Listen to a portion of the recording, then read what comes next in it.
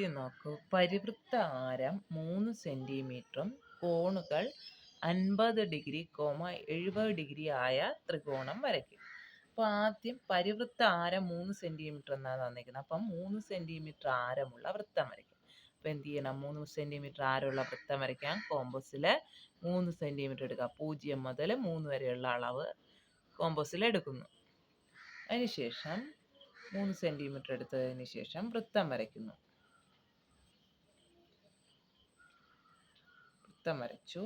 ഇനി ഒരു ആരം വരയ്ക്കാം. ആരം വരയ്ക്കുക എന്ന് വെച്ചാൽ കേന്ദ്രം മുതൽ വൃത്തം വരെ ഒരു വര വരയ്ക്കുക. അതാണ് നമ്മുടെ കേന്ദ്രം മുതൽ വൃത്തം വരെ ഒരു വര വരയ്ക്കുക. ആരം വരച്ചു. അതിനുശേഷം നമുക്ക് പറഞ്ഞേക്കുന്ന 50 ഡിഗ്രി 70 ഡിഗ്രി ആയ ത്രികോണം വരയ്ക്കുക.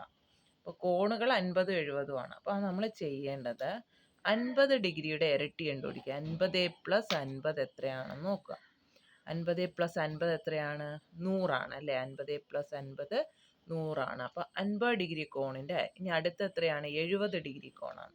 അപ്പോൾ 70ൻ്റെ ഇരട്ടി എത്രയാണെന്ന് നോക്കുക. 70 + 70 എത്ര കിട്ടും?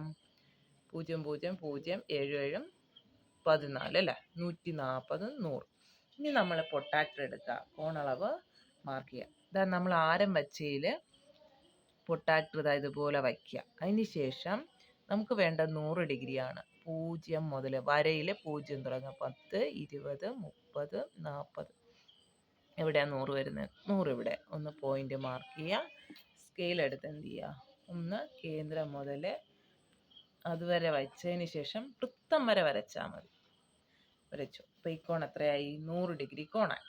ഇനി നമ്മൾ വരയ്ക്കുന്നത് അടുത്ത് നമ്മളിപ്പം വരച്ചില്ലേ ആ വരയിലെ പൊട്ടാക്ടർ വച്ചതിന് ശേഷം എത്രയാണ് വേണ്ടത്? നമുക്ക് 140 ആണ്. അപ്പോൾ 0 10 20 30 40 ഇങ്ങനെ എത്രയാണ് വേണ്ടത്?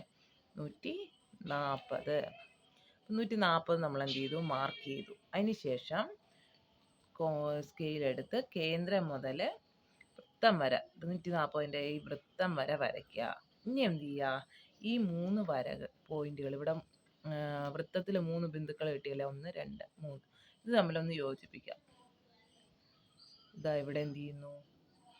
ഇത് യോജിപ്പിച്ചു. അതിനുശേഷം ഇവിടെ ഒന്ന് യോജിപ്പിക്കുന്നു. അതുപോലെ തന്നെ ഇതും ഒന്ന് യോജിപ്പിക്കും. അപ്പം നമുക്ക് എന്ത് കിട്ടി? 3 സെന്റിമീറ്റർ ആരമുള്ള വൃത്തമുണ്ട്. പരിവൃത്താരം. ത്രികോണങ്ങളുടെ കോണളവ് എത്രയാണ്? 50 70 ആയ ത്രികോണവും കിട്ടി.